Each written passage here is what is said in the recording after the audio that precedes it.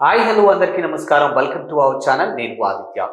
లావణ్య, రాజ్ తరుణ్ వీళ్ళకి సంబంధించినటువంటి కేసులో రోజుకొక కొత్త మలుపు తిరుగుతోంది. అండ్ వీళ్ళ కేసులో రోజుకొక కొత్త క్యారెక్టర్ ఎంటర్ అవుతున్నారు. మనం చూసుకున్నట్టయితే మస్తాన్ సాయి, ప్రీతి ఇలా చాలా మంది క్యారెక్టర్లు ఎంటర్ అవుతూ ఉన్నారు.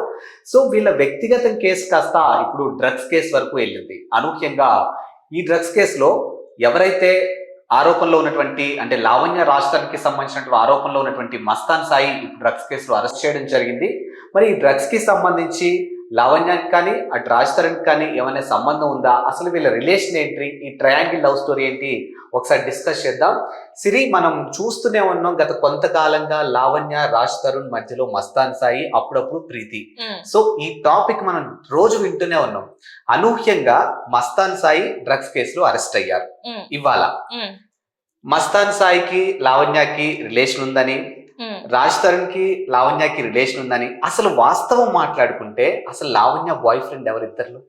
అంటే లావణ్య ఫస్ట్ మనం లావణ్య బయటకు వచ్చింది కాబట్టి మనం లావణ్య గురించి మాట్లాడుకుందాం. లావణ్య చెప్పే దాని ప్రకారం చూసుకుంటే వాళ్ళు 11 years నుంచి ఏదో రిలేషన్షిప్ లో ఉన్నామని చెప్పేసి, మాకు పెళ్ళయింది, 2 సార్లు అబోర్షన్ కూడా అయిందని చెప్పేసి తను అయితే చెప్పడం జరిగింది. రాజ్ తరుణ్ కూడా తను ఒప్పుకోవడం కూడా జరిగింది. నేను ఉన్నాను, తను చెప్పిన దాంట్లో కొంత వాస్తవం ఉంది, ఉన్నాను. కాకపోతే ఎప్పుడైతే తను డ్రగ్స్ తీసుకుంటుందని తెలిసిందో, వేరే అతనితో తను సంబంధం పెట్టుకుందని తెలిసిందో, నేను అప్పుడే తన నుంచి దూరం అయిపోయాను. ఇప్పుడు నాకు తనకి ఎలాంటి సంబంధం లేదు. ఆల్రెడీ ముగిసిన కథనే తను మళ్ళీ స్టార్ట్ చేసింది, మళ్ళీ తీసుకొచ్చింది తెరపైకి అని చెప్పేసి తను చెప్పడం జరిగింది. రాజ్ తరుణ్ నాకు తెలిసి ఒక్క ఇంటర్వ్యూ మాత్రం ఇచ్చినట్టు ఉన్నాడు ఈ కేసు మీద. అంతకు మించి తను బయటకు వచ్చి మాట్లాడింది లేదు, ఏం లేదు. కానీ లావణ్య మాత్రం అసలు కనబడని ప్లాట్ఫామ్ లేదు. యూట్యూబ్ ప్లాట్ఫామ్ లో ప్రతి ఒక్క ఛానల్ లో కనబడడం జరిగింది. ఆల్మోస్ట్ ఆల్ అంటే మంచి మంచి ఛానల్స్ కనబడడం జరిగింది, డిబేట్స్ జరిగినాయి. లావణ్యకి ఒక కొంత వర్గం సపోర్ట్ చేస్తుంటే కొంతమంది రాజ్ తరుణ్ కూడా సపోర్ట్ చేస్తున్నారు. మనం చూస్తున్నట్టయితే శేఖర్ భాష ఎంత ఫైట్ చేస్తున్నాడో మనం చూస్తున్నాం. ఇక్కడ ఏంటంటే లావణ్య గురించి మాట్లాడుకుంటే గుంటూరులో మస్తాన్ సాయి మీద కేసు ఫైల్ చేసింది. ఏంటంటే రేప్ అటెంప్ట్ జరిగింది అని చెప్పేసి కేసు ఫైల్ చేసింది.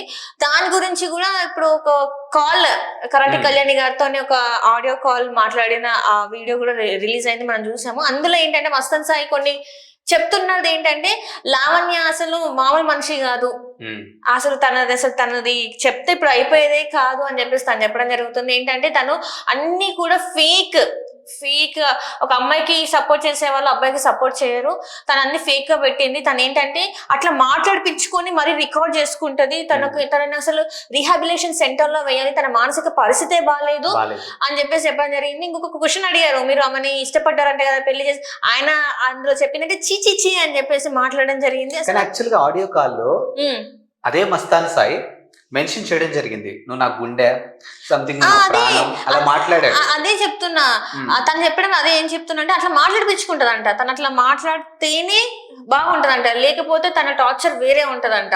సో మంచిగా అంటే నేను నీతో మంచిగా ఉన్నంత వరకే నాలో మంచి లావణ్య కనబడుతుంది, లేకపోతే కొంచెం అటు ఇటుగా వేరే వాళ్ళతో మాట్లాడితే ఆ లావణ్య సైకో అయిపోద్ది అని చెప్పేసి మస్తాన్ సాయి చెప్తున్నారు.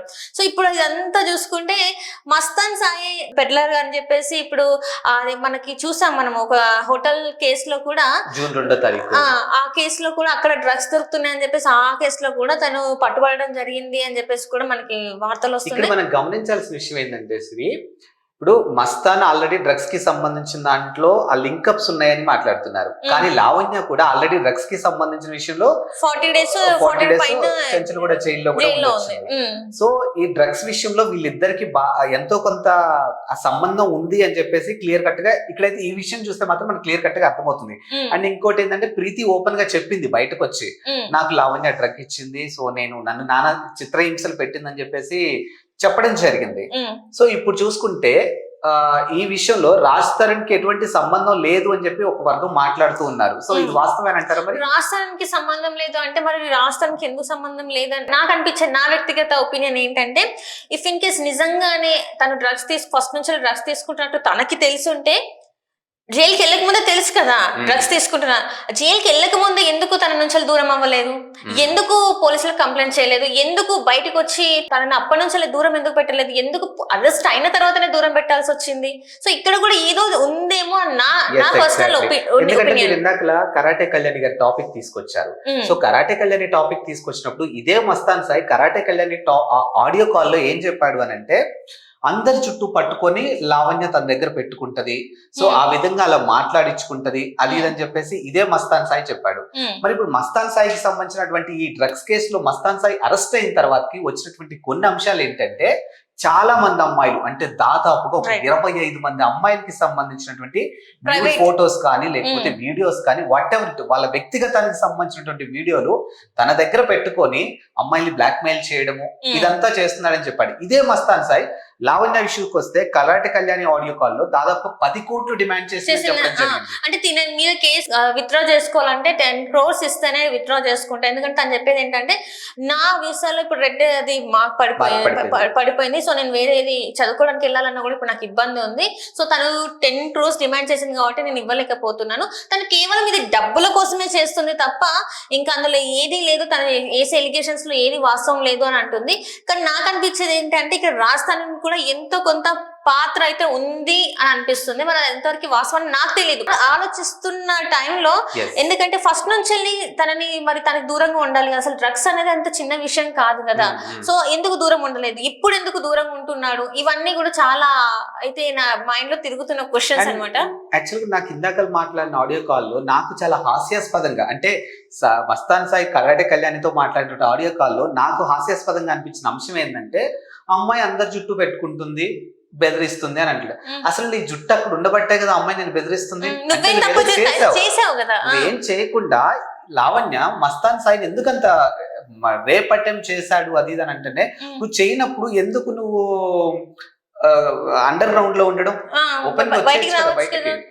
బయటికి రాకు అంటే ఇక్కడ అందరికి అన్ని రకాలుగా సంబంధాలు ఉన్నాయి, కానీ ఎక్కడో చెడింది, ఎక్కడో చెడడం వల్ల అందరు ఒక్కొక్కరిగా బయటకు వచ్చేసి వీళ్ళు అట్లా వాళ్ళు ఇట్లా అని చెప్తున్నారు. కానీ అసలు కథని ఇంకా ఎవరు కూడా రివీల్ చేయట్లేదేమో అని నా ఒపీనియన్. అంటే ఏదైతే బ్యాక్గ్రౌండ్ లో జరిగిందో అది ఇంతవరకు ఎవరు బయట పెట్టలేదు, కాకపోతే ఇవన్నీ తీసుకొస్తున్నారు. ఎందుకంటే వీళ్ళందరూ ప్రీ ప్లాన్ గా ఉన్నారేమో అనిపిస్తుంది. ఎందుకంటే ఇప్పుడు రాజ్ తరుణ్ ఆడియో లీక్స్ అని చేస్తున్నాడు, లావణ్య రాజ్ తరుణ్ చేస్తుంది. అసలు ఏం జరుగుతుంది? నిజంగా వీళ్ళిద్దరికి ఇష్టం ఉంటే ఎందుకు ఇవన్నీ ఆడియోస్ ఫస్ట్ నుంచి మీరు రికార్డ్ చేసుకుంటున్నారు?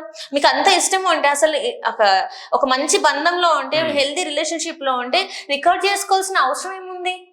ఎస్. సో ఇదే మస్తాన్ సాయి రాజ్ తరుణ్ నాకు సపోర్ట్ చేయట్లేదు, యాక్చువల్ గా పడితే ఇద్దరం కలిసి బయటపడదాం ఇష్యూ నుంచి అని చెప్పేసి నేను సపోర్ట్ అడుగుతుంటే కూడా రాజ్ నాకు సపోర్ట్ ఇవ్వట్లేదు అని చెప్పేసి మస్తాన్ సాయి ఆరోపణలు ఉన్నాయి. కానీ ఇప్పుడు లావణ్య ఏదైతే ఒక జుట్టు నా దగ్గర పెట్టుకొని ఇట్లా బ్లాక్ మెయిల్ చేస్తున్నా నువ్వెలా అంటున్నావో, ఎట్ ద సేమ్ టైం మరి మిగతా అమ్మాయిలకు సంబంధించినటువంటి ఫోటోస్ వీడియోస్ నీ దగ్గర పెట్టుకోవాల్సిన అవసరం ఎందుకుంది? అసలు మిగతా అమ్మాయిల ప్రైవేట్ వీడియోస్ నీ ఫోన్ లో ఎందుకు ఉండాలి? అసలు నువ్వేమో చెయ్యాలనుకుంటేనే కదా, నువ్వు వేరే వాళ్ళ గురించి ఏదో ఆశించి వాళ్ళని భయపెట్టాలనుకుంటేనే కదా నువ్వు వాళ్ళ ప్రైవేట్ ఫోటోస్ నీ దగ్గర పెట్టుకుంటావు. సో ఇక్కడ కూడా ఈయనది తప్పు ఉంది ఖచ్చితంగా. అదే చెప్తున్నాను కదా, ఏదో స్టోరీ ఉంది, అది ఇప్పటికి కూడా అది బయటకి ఇంకా రివీల్ చేయట్లేదు ఎవరు కూడా. అది గనక రివీల్ అయితే అసలు ఎవరు ఏంటి, ఎవరు దొంగ, ఎవరు ఏంటి అనేది అర్థమైపోతుంది నా ఒపీనియన్. ఎస్, చూసారు కదా, మొత్తానికైతే రాజ్ తరుణ్ లావణ్య ఇష్యూలో ఇది కాస్త డ్రగ్ ఇష్యూగా మారిపోయింది. So already Lavanya drugs case విషయంలో దగ్గర 40 రోజులు జైల్లో ఉండొచ్చింది. ఇప్పుడు అదే డ్రగ్స్ కి సంబంధించి మస్తాన్ సాయిని సెబ్ అధికారులు అరెస్ట్ చేయడం జరిగింది. సో మరి మొత్తానికి ఈ కథ ఎటు మలుపు తిరుగుతుంది, ఎవరు దీంట్లో పడబోతున్నారు, ఎవరు నిర్దోషి